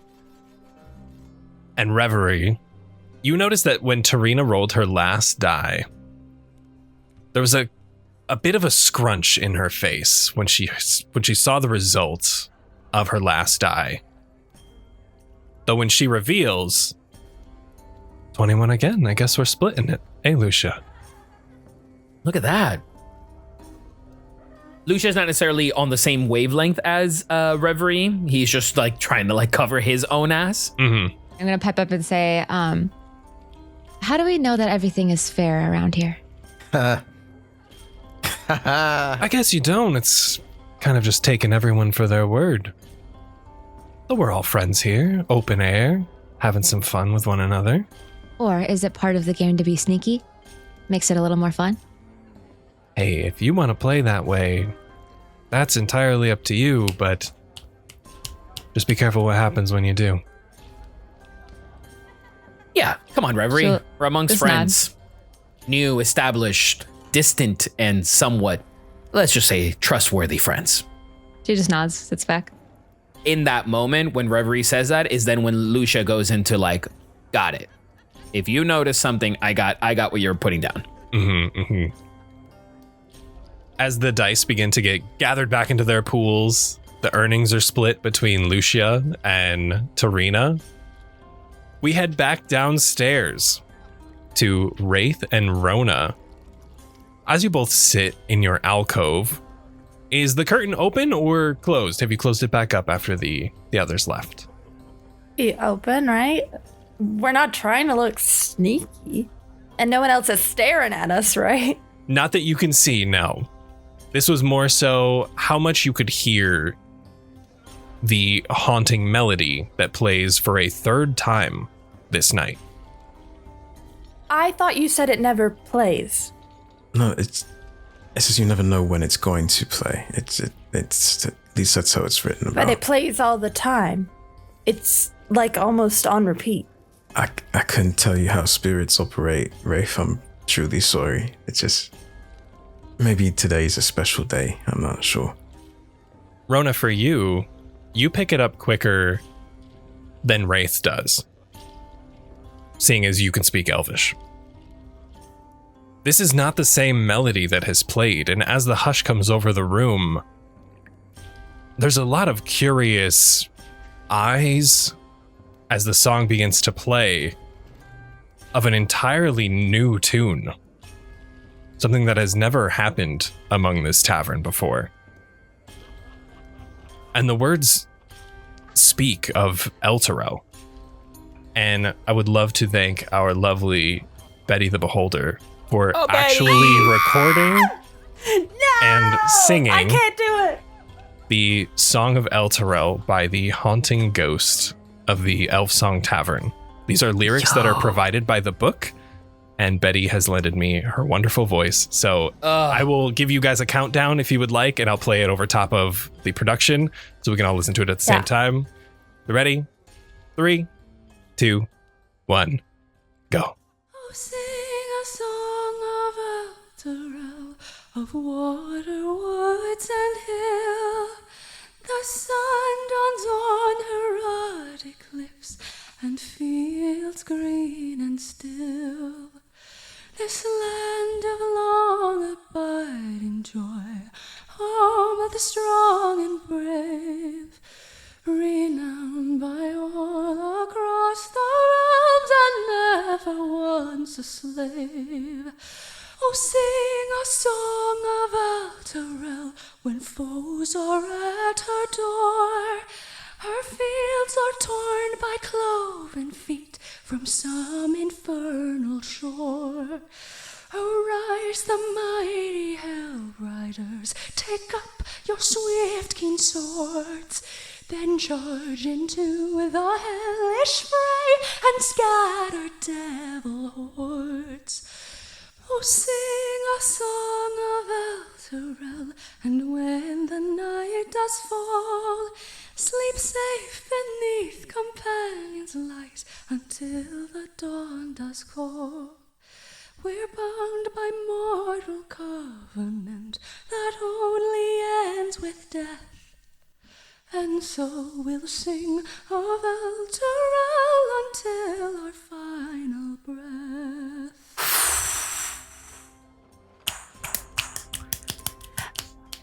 Why did it say Elturel? That was different. That is a new song. I've not What did it say? It was a song of Eltero, but Yeah, I got that part. please forgive me, I'm digesting, but it mentioned fighting fiends, devils, infernal dealings. It feels recent. Can we talk to the spirit? Ryan, can we talk to the spirit? Not that you know of, no. Wait, does it sound like it's coming from anywhere or just is everywhere? It is a pure disembodied voice that can be heard throughout the entirety of the tavern. So you all upstairs hear that too as well during your game, as everyone hushes, but as the song finishes, the game continues upstairs. We should just talk to it. To my knowledge, that is not possible. There's no real Have you source. tried? This place has been around for a long time. I feel if someone were to find out how to speak to the spirit, they would have done so already. Well, you also didn't think the song played all the time, and it does, so... I find this evidence to be anecdotal, I think, maybe. A lucky day. Well, I'm gonna try and talk to it. You can come if you want. I will follow you, but where do you think it is? I don't know. Everywhere. And then I'm gonna grab... Is there there's gotta be a little candle or something on a table somewhere that I can snatch? No? I would say so. Most of the tavern is lit by the drift globes that wander about. Oh, can I bring the drift globe? Wait, I don't want that. I want a candle. We're speaking to a ghost. You can find. I have a candle. You'd Surely be able to find I a have ghost. a candle. Yeah. 100%. I can find a ghost. Sorry, a candle. Oh, he said it. I didn't say nothing. He said it's Cary. Take it back. We're holding it hostage. Okay, I just want to go find a closet or something. I just need dark. I assume it's supposed to be dark, or a cellar or something. I don't know. Rona's just following a very confused look, just like, we're not finding the spirit. There's no way. Raith and Rona, I will say, as you gather up yourselves and exit your smaller alcoved booth, there is a somewhat bit of a commotion at the front door to the Elfsong Tavern, as a very, very motley crew of sailors saunter into the tavern. You can see the leader is this brawny man. He has a cloudy right eye, a cruel snarl, and this over-exaggerated pirate swagger to him. The others are an incredibly unsavory and rowdy bunch who act as if they own the place. You can see the leader directs two of the crew to stand by the door as he begins to walk in between tables as his crew begins to grab other patrons' drinks, take bites out of their turkey legs, some even just flipping tables over entirely. Now we're looking for an old friend of ours. Goes by the name Tarina, or so I'm told. Loves to cheat at Baldur's Bone.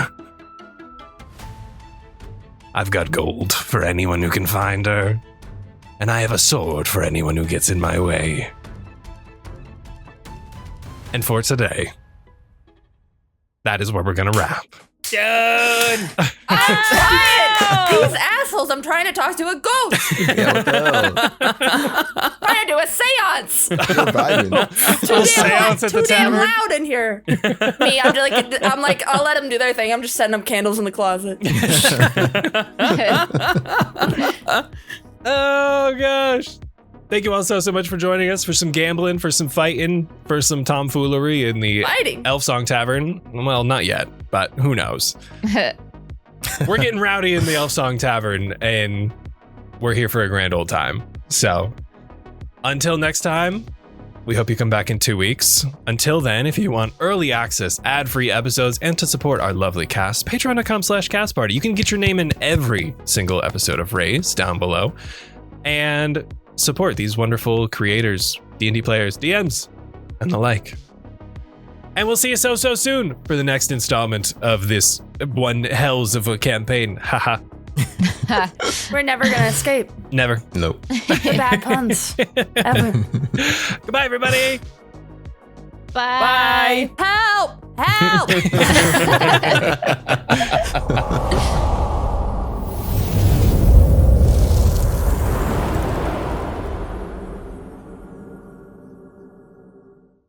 Where's my poem? Oh God. It's dying. Sorry, that was an That's so fucked up. automatic reaction. Let's see what he rhymes today. The rough one, I'll tell you that. Oh, good.